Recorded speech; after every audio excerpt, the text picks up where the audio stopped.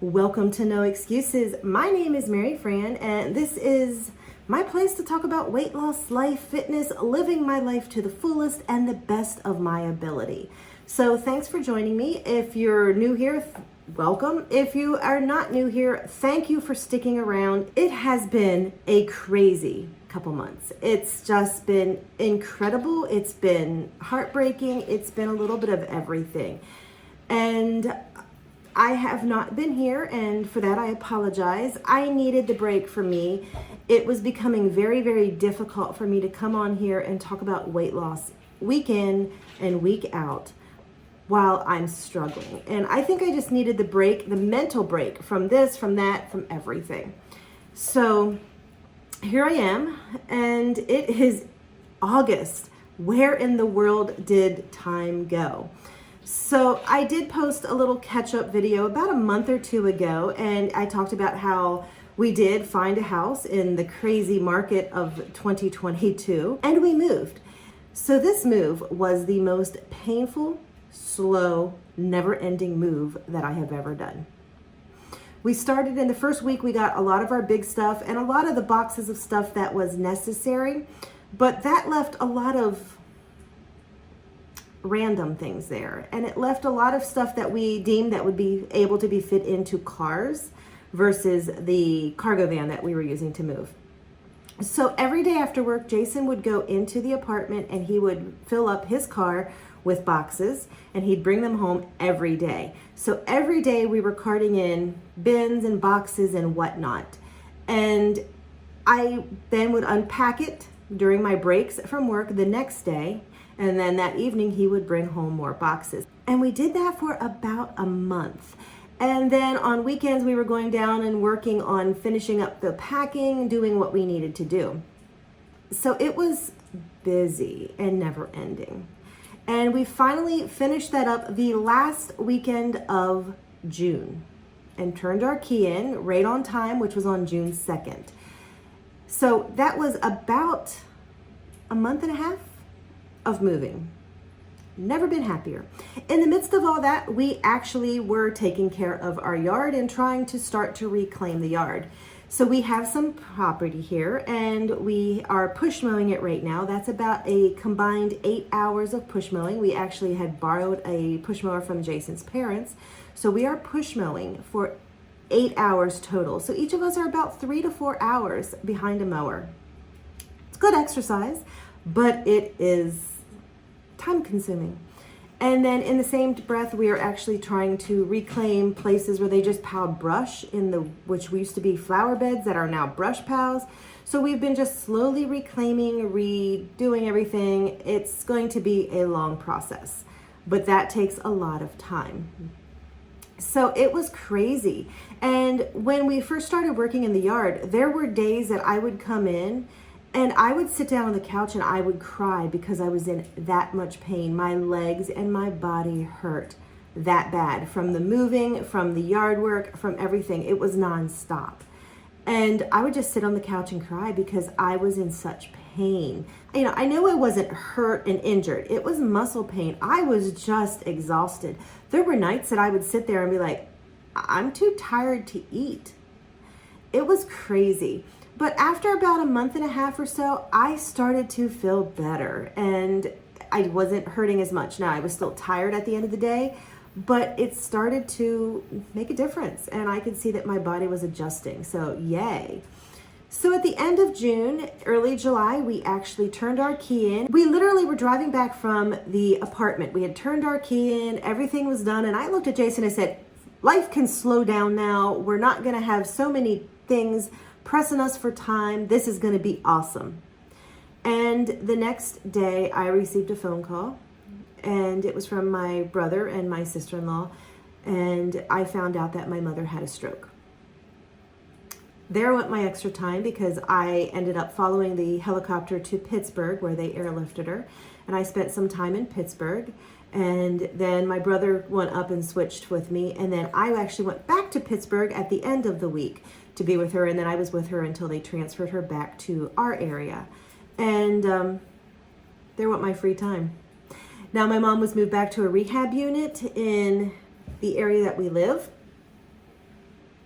And she was there for about a week and she ended up with COVID. So then we were in the isolation unit at a hospital. And luckily, with the unit now, you can actually have one visitor a day. So I spent some time there. My brother has been fantastic. He has spent a lot of time with my mom because of my work schedule, and he is the one that is spearheading her care. I'm amazed and awed at my brother. I always knew he was awesome, but he is even more awesome than I thought. But anyway, so then we got her back into a nursing facility for rehab, and that is where she's at. So a lot of my evenings are spent going up to Hagerstown. It's about a 30-minute drive for me. Then I spend about an hour or two with her, and then a 30-minute drive home. So on those evenings, I'm trying to have everything prepared. So on my off evenings from going up there, I am preparing my meal for the next night. I'm trying to clean. I'm trying to do everything that needs to be done so that I'm free the next evening, because it pretty much takes my whole evening. But there goes my extra spare time. Life has a funny way of doing that, doesn't it?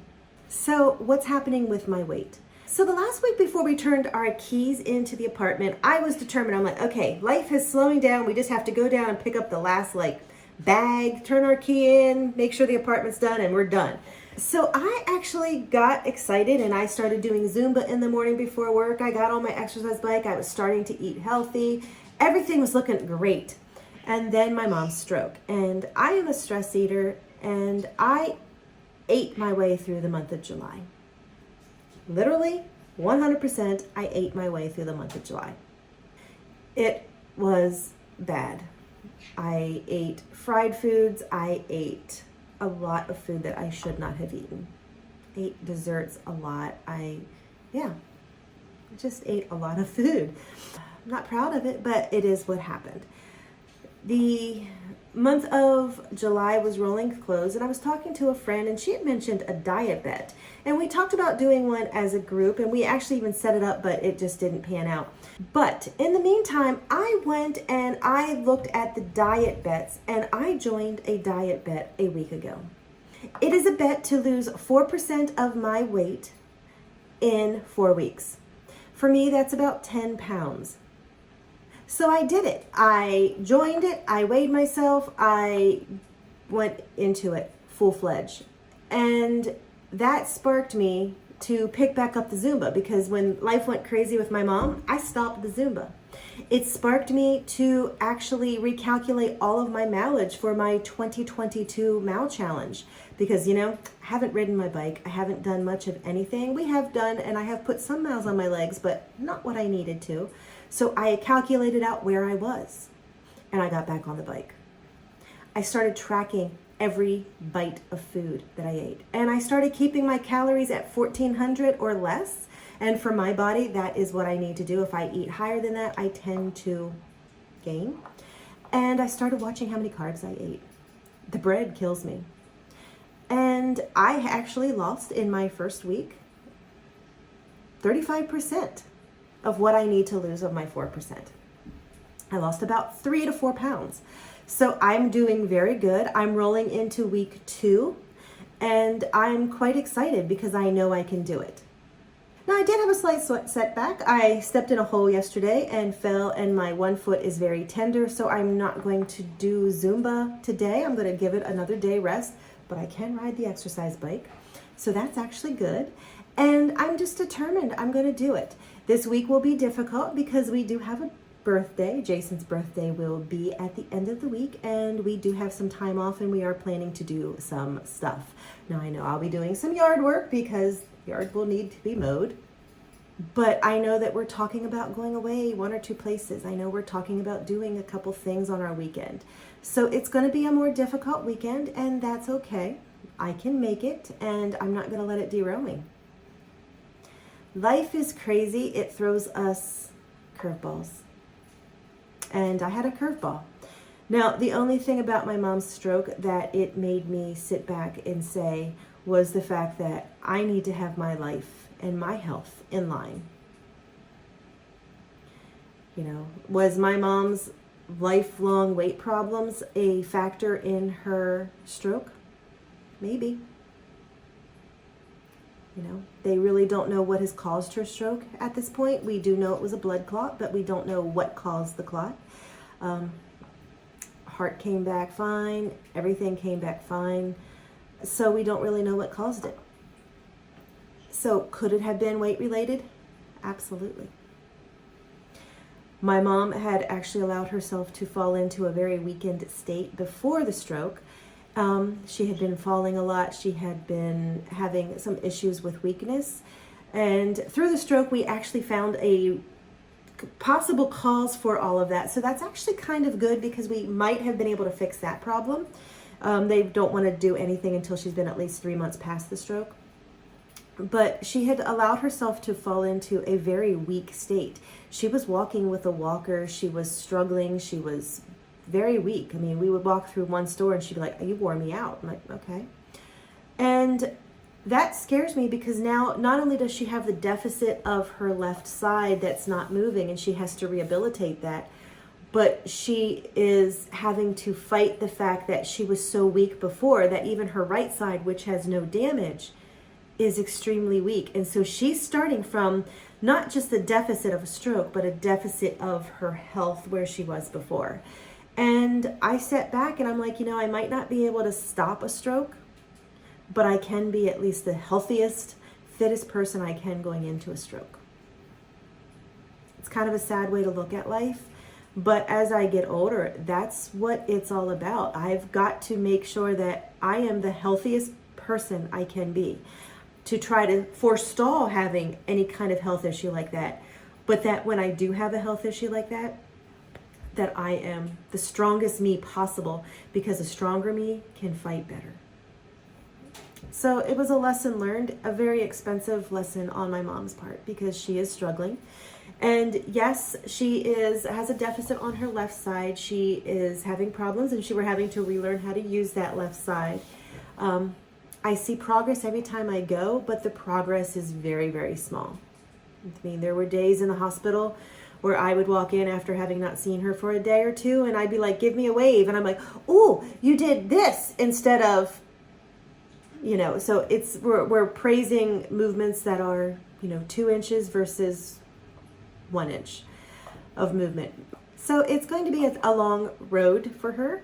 The doctors are saying that they see no reason why she shouldn't be able to walk. Again, they do say that she will probably always have some kind of deficit, but they say that it should be mostly okay. And we are very grateful that her speech was not affected. At the very beginning, it was slurred a little bit, but she's actually really good with that.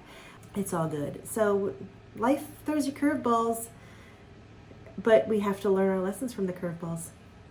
So anyway, kind of a sad thing with my mom, but kind of a good thing because I'm getting myself back in line, back in healthy living. No excuses.